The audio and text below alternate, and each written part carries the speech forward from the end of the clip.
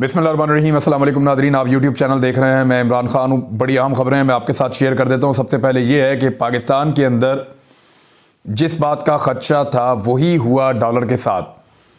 मैं आपको बड़े लंबे अरसे से कह रहा था, लेकिन भिखारी दानिश्वर इस बात को मान नहीं रहे थे। बहुत सारे जो एक्सपर्ट्स हैं इकॉनमी के, वो भी यही बात कह रहे थे कि इसहाक डार बिल्कुल एक नाकाम तजुर्बा है। ये जब आए इन्होंने इकॉनमी का बेड़ा गर्क किया।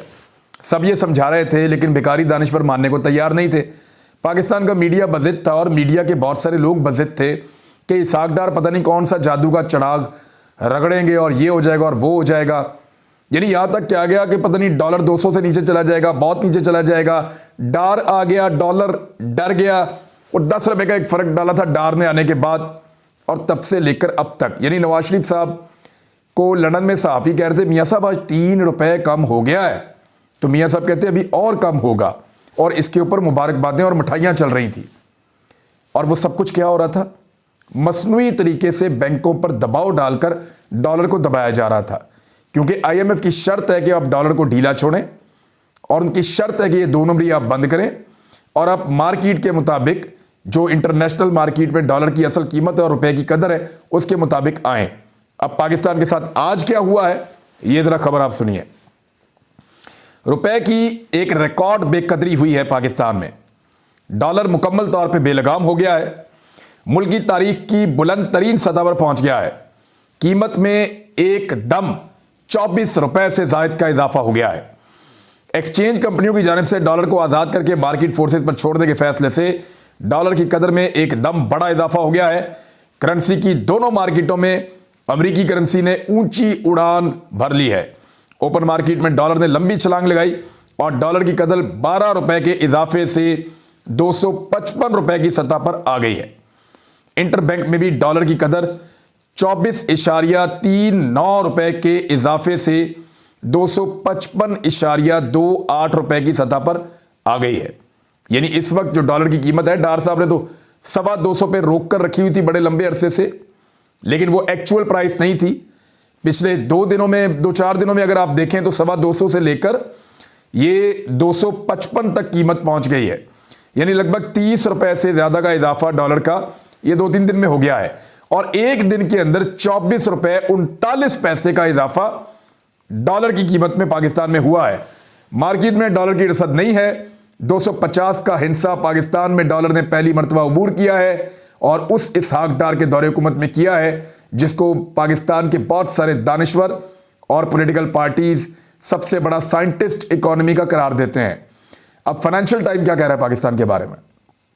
पाकिस्तान इंतहाई नाजुक मोड़ से गुजर रहा है। इस सूरत हाल में पाकिस्तान की मईशत डूबने का खतरा है। मईशत के बुरान को खत्म करने के लिए हुकूमत की जानिब से IMF प्रोग्राम की बहाली की कोशिशों के दरमियान गैर मुल्की करेंसी में शदीद किल्लत के सबब कारोबार भी बंद हो रहे हैं।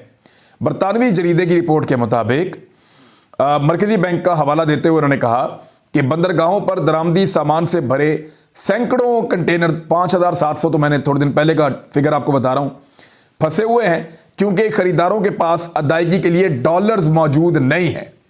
और बैनुल-अक़वामी कंपनियों और एयरलाइंस की एसोसिएशन ने खबरदार किया है कि पाकिस्तान ने गैर मुल्की एयरलाइंस के डॉलर्स रोक रखे हैं, जिसके सबब पाकिस्तान इंडस्ट्री को वाजिबुल अदा फंड्स रोकने वाले सरफहरिस्त ममालिक में से एक बन गया है।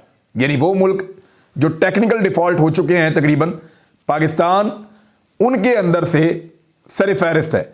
और IMF प्रोग्राम की जानिब बहाली के लिए अमेरिका से पाकिस्तान ने मदद मांग ली है। यह खबर डॉन न्यूज़ पे छपी है। पाकिस्तान ने IMF प्रोग्राम की बहाली के लिए अमेरिका से मदद तलब की है, ताकि सैलाब और मनफी आलमी इक़्तिसादी हालात जैसे चैलेंजेस से मुतासरा मुल्क जो है उसकी मईशत को संभाला जा सके। इसहाक डार ने अमरीकी वफद से बात की है और कहा कि वो सैलाब और दीगर चीज़ों की वजह से बहुत सारे चैलेंजेस में फंसे हुए हैं और IMF को कर्ज प्रोग्राम की बहाली में पाकिस्तान के साथ नरमी करने का कहा जाए। और ये वो डार साहब है जो कहते हैं मुझे बड़ा तजर्बा है IMF के साथ डील करने का, मैं तो ये कर देता होता हूँ, वो कर देता हूँ, ऐसा मैं तजर्बेकार आदमी हूँ। ये डार साहब के दावे हुआ करते थे IMF को लेकर। अब सूरत हाल ये है कि IMF बात सुन नहीं रहा और IMF को बात सुनाने के लिए भी अमेरिका की मिन्नतें तरले की जा रही हैं कि जनाब अमेरिका बहादुर, आप जाइए और IMF से कहिए कि मेहरबानी करके हमारे साथ नरमी करे और सख्ती ना करे। ये है जी तजर्बाकारों का तजर्बा, और पाकिस्तान को इन्होंने यहां तक पहुंचा दिया है।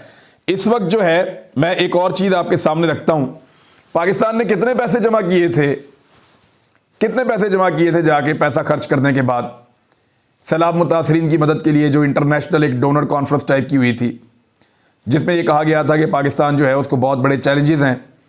तो उसमें पाकिस्तान ने जो टोटल पैसा इकट्ठा किया था वो 10 अरब डॉलर का क्लेम किया जा रहा था कि पाकिस्तान ने इतना पैसा इकट्ठा किया है। एक दिन में पाकिस्तान ने उतना पैसा लुटा लिया है, और वो कर्ज था, ज़्यादातर कर्ज था, थोड़ी सी इमदाद थी, उसका कोई हिस्सा अभी तक पाकिस्तान को नहीं मिला। मैं आपको फिर बता रहा हूं कि जिस पैसे के ऊपर पाकिस्तान में अरबों रुपए इश्तिहारबाजी के ऊपर खर्च किए गए, जिस पैसे के ऊपर पाकिस्तान में यहाँ के हुक्मरान बहुत बड़ी तादाद में यूरोप गए, वहाँ जाके इन्होंने बड़ी मीटिंग्स की और उसके बाद महंगे तरीन होटल्स की चेन्स के अंदर रहे, कौम के करोड़ों रुपए खर्च करने के बाद, अरबों रुपए के अखराजात करने के बाद इन्होंने दावा किया पाकिस्तान की हुकूमत ने, और मुबारकबादें दी और वसूल की, और अखबारात में इश्तिहारात लगाए बड़े महंगे हर जगह पे कि जनाब हमें तो लगभग 10 अरब डॉलर मिल गया है, जिसमें से ज़्यादातर हिस्सा कर्ज का था, बहुत थोड़ी सी इमदाद थी। और वो जो इमदाद भी मिली थी, ज़रा उसके ऊपर एक खबर है, वो भी आप देख लें। ज़रा आप खबर देखेंगे, उसके बाद फिर मैं आपको बताऊंगा कि इस गवर्नमेंट की औकात क्या है और ये किस तरीके से सिस्टम को चला रहे हैं। और ये कितनी अफसोसनाक बात है कि हर चीज़ आकर इनके मुंह के ऊपर सामने खड़ी हो जाती है। ये अमरीकी जो हैं व्हाइट हाउस के ओहदेदार, उनका स्टेटमेंट आया है नेट प्राइस, और वो ये कह रहे हैं कि पाकिस्तान को जो 200 मिलियन डॉलर की इमदाद हम दे रहे हैं उस पर चेक एंड बैलेंस रखेंगे। अव्वल तो दे भी क्या रहे हैं, पीनट 200 मिलियन डॉलर, यानी 1 अरब डॉलर का भी 5वां हिस्सा, इतनी थोड़ी सी अमाउंट पाकिस्तान को दे रहे हैं। 1 अरब डॉलर का 5वां हिस्सा, 200 मिलियन अमरीकी डॉलर वो दे रहे हैं, और उस पर कह रहे हैं कि इस अमाउंट के ऊपर हम बड़ा चेक एंड बैलेंस रखेंगे पाकिस्तान के ऊपर। ये अमेरिका कह रहा है, और ये दावे कर रहे थे, ये छलांगे मार रहे थे कि हमें बहुत पैसे मिल गए हैं। जितने पैसे इन्होंने मांग मांग के कर्ज के तौर पे इकट्ठे किए हैं ना, उतना पैसा पाकिस्तान का एक दिन में नुकसान हुआ है। मैं बताता हूं पाकिस्तान की तारीख का सबसे बड़ा नुकसान कितना है और वो कैसे हुआ है। एक दिन में पाकिस्तान के कर्जों में 2500 अरब रुपए का इजाफा हुआ है, यानी डॉलर 1 रुपया महंगा होने पर, ये थोड़े दिन पहले PMLN के लोग बता रहे थे, डॉलर 1 रुपया महंगा होने से बैरूनी कर्जों की मालियत 130 अरब रुपए बढ़ जाती है। लिहाजा डॉलर की कीमत जो है वो 24 रुपए से जायद इजाफा उसके अंदर हुआ, और इस तरह पाकिस्तान के जो बैरूनी कर्जे हैं उनकी मालियत में बेपनाह इजाफा हो गया है। और ये जो इजाफा हुआ है ये लगभग 2500 अरब रुपए का है। अब अगर इसको 2500 अरब रुपए को आप तकसीम कर दें पाकिस्तानी करेंसी के ऊपर, अमेरिकन डॉलर्स का वो बनाने के लिए रेट, तो आपको पता चलता है कि 10 अरब डॉलर जो है उसका नुकसान कर दिया एक दिन के अंदर। यानी जितना पैसा मांगने के लिए पूरा लाओ लश्कर, पूरा टब्बर PDM का गया था ना, सारी वजारतें वहां पे पहुंची हुई थी पैसे मांगने के लिए, मीठे मीठे मुंह बना के ये दुनिया से पैसे मांग रहे थे, और दुनिया ने जो इमदाद दी वो तो बहुत ही थोड़ी थी, ज्यादा पैसा कर्जे में दिया। और वो जो कर्जा लेकर ये बगले बजा रहे थे, उतना पैसा इन्होंने 24 घंटे से पहले इसहाक डार साहब ने सुबह से शाम तक डबो दिया इस मुल्क का। ये है जनाब इसहाक डार साहब की कारकर्दगी। अब मैं चाहता हूं कि मैं आपको दिखाऊं कि इस कारकर्दगी को जो लोग सराहते थे वो कौन लोग हैं और वो क्या कहते थे। ये मेरे पास एक फोटो आई हुई है, जरा इसको आप देख लें। इसहाक डार की वापसी शुरू होते ही डॉलर घबरा गया, एक ही दिन में 7 रुपए गिर गया। दूसरे सहाफी हामिद मीर हैं, सेनेटर इसहाक डार की पाकिस्तान वापसी के बाद से डॉलर मुसलसल नीचे आ रहा है, क्या आपके ख्याल में डॉलर मजीद नीचे आएगा? और फिर उन्होंने कहा लगता है बहुत नीचे आएगा, ये भी इन्होंने ट्वीट किया था। लगता है इसहाक डार वापस आ गए हैं, एक और साहब ने ये ट्वीट किया था। डॉलर को लगाम देने के बाद डार ने पेट्रोल की कीमतें कम कर दी, वेल डन। ये है जी सलीम साफी। फिर आ जाए जी आसमा शराजी साहबा। इसहाक डार की वापसी को मार्केट ने वेलकम किया है, स्टॉक मार्केट में बेहतरी, डॉलर की कीमत में 6 रुपए की कमी, महंगाई और मईशत का चैलेंज जो है वो इस तरह से एलेबोरेट किया जैसे बहुत बड़ा मईशत का महातीर आ गया है। और अमार मसूद साहब हमारे दोस्त हैं बड़े अच्छे, उन्होंने लिखा कि डार का डॉलर पर हमला, इमरान खान की बेटी का केस अहमियत इख्तियार कर गया, एक और नाअहली की तलवार सर पर लटक रही है, शहबाज शरीफ के अमेरिका दौरे के अखराजात कहां से आए। यानी उन्होंने कहा डार ने डॉलर पे ही हमला कर दिया है। और बहुत सारे साफी हैं, मैं सबके क्या नाम लूं। तो ये सारे दानिश्वर कह रहे थे कि डार ने पता नहीं क्या कर देना। ये किया जी डार ने पाकिस्तान के साथ, आप सारे देख लीजिए, और आप सबको दिखाई भी दे रहा है। दूसरी जानिब पाकिस्तान में तवज्जो किस बात पे है, बंदे पकड़ लो, इसको पकड़ो, उसको अंदर डालो, उसको डंडे मारो, उधर छापा मारो, उधर से रिकॉर्डिंग करो, उसकी ऑडियो निकालो, उसकी वीडियो निकालो, उसको नंगा कर दो, उसको करंट लगा दो, वो क्यों बोलता है, लिस्टें तैयार करो, ये करते हैं वो करते हैं। और मुल्क डबो दिया, तुम्हारे शौक ही खत्म नहीं हो रहे। यानी हद हो गई है बेशर्मी की और ढिठाई की कि इस मुल्क में किसी को समझ नहीं आती। मैं जिनसे मुखातब हूं उनको समझ आ रही है कि भाई किधर लेके जाना है इस मुल्क को। यानी आपके शौक ही पूरे नहीं हो रहे, पकड़ो, डंडे मारो, गिरफ्तार करो, केसेस बनाओ, FIR करो, ये गद्दार है, वो बागी है, उसको अंदर करो, वो क्यों बोलता है, उसको नंगा करो, उसको करंट लगा दो। यही शौक है आपका। मुल्क के साथ बेड़ा गर्क कर दिया। वो पाकिस्तान एयरफोर्स लिखा हुआ था उस तैयारे के ऊपर, जिसमें बैठ के ये इश्तिहारी मफरूर पाकिस्तान आया था। पता नहीं किस बात का पाकिस्तान के साथ बदला लिया है। एक दिन में 2500 अरब रुपए के कर्जे पाकिस्तान की तारीख में पहली मर्तबा बढ़े हैं। यह किया इसहाक डार ने इस मुल्क के साथ। मुबारक हो उन सारे लोगों को जिन्होंने यह करवाया और इसमें सहूलतकारी की है। इमरान खान साहब को गिरफ्तार किया तो शदीद अवामी रद्द अमल आएगा, यह खबरदार किया है सदर पाकिस्तान आरिफ अलवी साहब ने। सीनियर सहाफियों तो मिले, उन्होंने कहा कि इमरान खान की गिरफ्तारी पर मजीद हालात खराब होंगे, ऐसा नहीं होना चाहिए क्योंकि शदीद अवामी रद्द अमल आएगा। उन्होंने कहा कि फवाद चौधरी के मामले पर पार्टी ने मुझसे कोई बात नहीं की, उन्हें जिस तरह हथकड़ियां लगाई गई शर्म आनी चाहिए। आरिफ अलवी ने कहा कि सियासी मैदान में हुकूमत की जानिब से 1.5 माह में मुज़ाकरात की कोई पेशरफ्त नहीं की गई। इस वक्त किसी सतह पर मुज़ाकरात नहीं हो रहे। इमरान खान मुज़ाकरात से इनकारी नहीं हैं। मैं इसका जिम्मेदार हुकूमत को समझता हूं कि वो मुज़ाकरात से भाग रहे हैं। उन्होंने कहा कि मेरा एस्टेब्लिशमेंट से कोई राब्ता नहीं है। सदर पाकिस्तान भी कह रहे हैं, जो सुप्रीम कमांडर हैं पाकिस्तान के, वो कह रहे हैं मेरा भी एस्टेब्लिशमेंट से कोई राब्ता नहीं है। मेरा ख्याल था कि लोग मुज़ाकरात के लिए बैठ जाएंगे। फौज कह चुकी है कि वो सियासत में दखलंदाजी नहीं चाहती। इस वक्त मुल्क को ज़रूरत है कि लोग बैठ कर बात करें। सियासतदानों को खुद इस खला को पुर करना होगा। उन्होंने कहा कबल वक्त नहीं तो इलेक्शन पर बात ही कर लें, लेकिन इलेक्शन के ऊपर ही बैठ के बात करनी पड़ेगी। फवाद चौधरी और दीगर रहनुमाओं के बयान सामने हैं कि मुज़ाकरात करने चाहिए। कुछ लोग आइन में ताखीर के लिए गुंजाइश देख रहे हैं, यह मेरे लिए बाइस तशवीश है, लेकिन अवाम और सियासतदानों पर मुकम्मल भरोसा है। मुझे ऐसा ख्याल नहीं कि शहबाज शरीफ को कौमी असम्बली में एतमाद का वोट ना मिले। बहरहाल ये जो बातें हैं सारी ये सदर पाकिस्तान कर रहे हैं और पाकिस्तान तहरीक इंसाफ क्या कर रही है ज़रा वो भी आप देख लें।